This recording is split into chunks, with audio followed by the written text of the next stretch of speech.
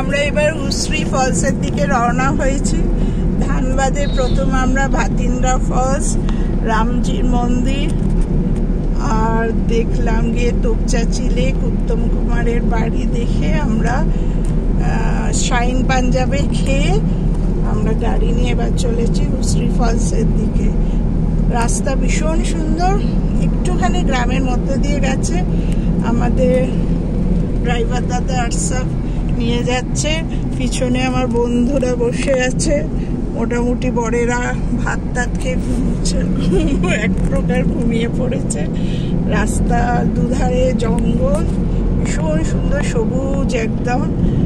ওখান থেকে আমরা উশ্রী ফলসে পৌঁছে একটুখানি দেখে আবার আজকে ব্যাক করব বন্দে ভারত ধরে আমরা কলকাতা পৌঁছবো।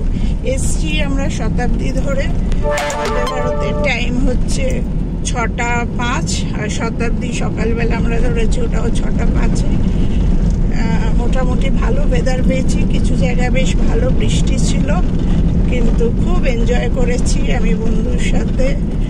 আজকে রাখিও পরিয়েছি, বন্ধুর হাজবেন্ড আমার দাদার মতো হয়, আমার বন্ধু আমার বরকে পরিয়েছে।